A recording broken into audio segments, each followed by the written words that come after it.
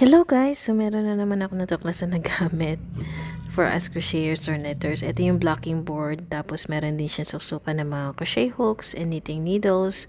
Sabitan ng stitch markers. Tapos kung gusto mong lagyan ng yarn, pwede rin.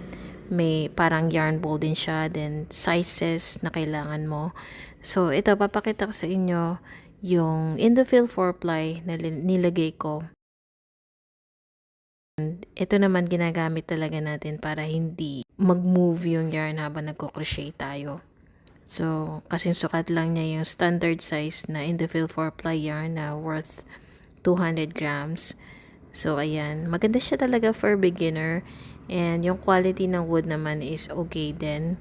Yung malalaking butas, hindi ko alam kung para saan. Pero ito, para sa gauge. Kung kunyari may sinusundan kayong pattern at gusto nyo malaman kung ano yung size